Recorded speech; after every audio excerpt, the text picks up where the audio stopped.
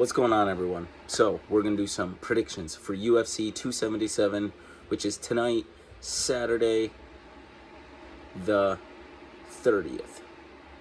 Yes, the 30th. Alright, I'm pretty excited for this fight, and I'm gonna try to make this video quick. I have a few things to do. I kind of already know what I'm gonna be saying here for the most part. Alright, first fight on the main card, we have Anthony Smith. We have Magomed Ankalaev, who are both very, very good.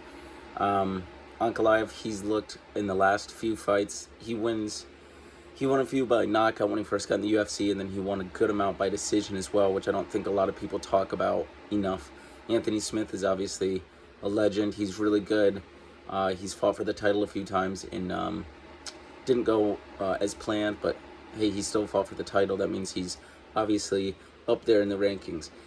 This fight could be one of those where a lot of people are surprised Anthony Smith could do a lot better than we realized, but I'm going to go with Ankalaev here with a decision win over Anthony Smith. So that will be a 3-round fight. I'm going to go with Ankalaev with a decision win, and I'm also going to say unanimous decision. All right, then we have Alex Perez and Pantoja. They're both very good. That's a flyweight fight. One's 24-6, the other's 24-5. They're both very good on the ground. They're both very good strikers. This is another one where it could really go anyway, but I'm going to go with Pantoja. I think his striking's just a little better. I think he's going to knock Perez out, and I'm going to say a second-round knockout in that fight for Pantoja. All right, then we have a heavyweight fight. Derek Lewis, Sergey Pavlovich. Tough last name to pronounce. Obviously, both just extremely big power punchers, big dudes in general. Again, this fight is one of the ones where it's kind of so difficult to tell. You don't really know, and anytime Derek Lewis is in there, it's like anything can happen. When he fought Curtis Blades, I was set that Curtis Blades would dominate him pretty much everywhere, because on paper, technically, that's what it would look like, and that's what you see a lot in the MMA, right? Like Curtis Blades, technically better technical striker, better wrestler, better grappler. On paper, better pretty much everything than Derek Lewis. But Derek Lewis caught him and put him out hard, and that's what you get in the heavyweight division. But here I'm going to go with Pavlovich, and I'm going to say a second-round TKO. Ref's going to stop it in the second round. Unfortunately, I really like Derek Lewis, but he even said himself he needs to win this fight, and I don't think he will. But truth be told, I kind of hope he does win it, and he definitely could win it, but I just don't think he will. So I'm going to go with Pavlovich, second round TKO. All right, now we're getting to the really, really good ones. Actually, they're all really good. But then we have Brandon Moreno, Kai Kara-France. Super good fight. This is the rematch, the first one. I forget if it was a split decision or unanimous decision, but I know it was a very close fight, and Brandon Moreno kind of took the edge on that. Then Brandon Moreno has had all of his fights with Ferguson,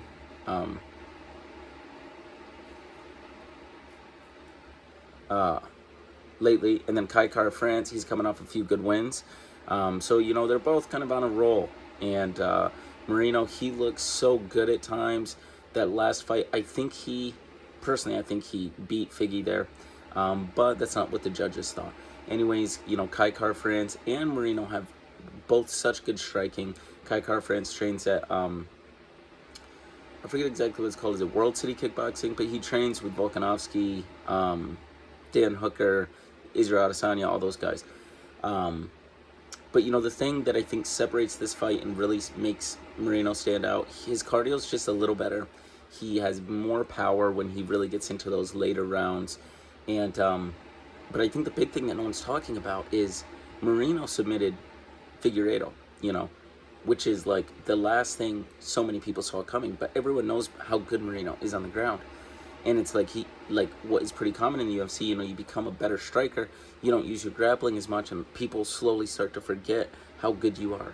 So, I don't know, I'm going to kind of throw a curveball here with this one. I'm still going to say Moreno's going to win a split decision. I'm going to say Moreno's going to win a split decision, but I would not be surprised at all if Moreno uses way more takedowns and grappling than people expect, and if Moreno can somehow get a submission win.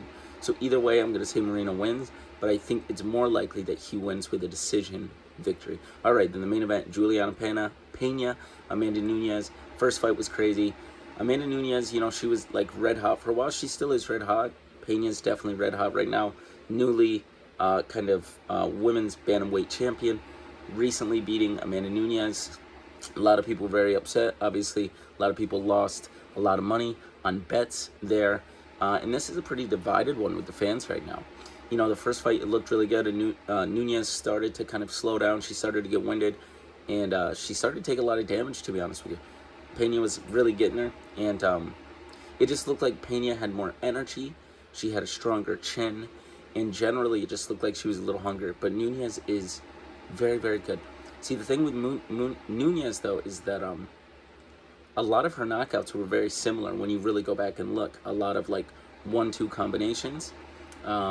And that's how she put so many people out. You look at the fight with Chris Cyborg, and it's kind of the same thing, right? It's like the jab followed with the cross, and just like that cross just keeps landing, and then eventually it puts people out.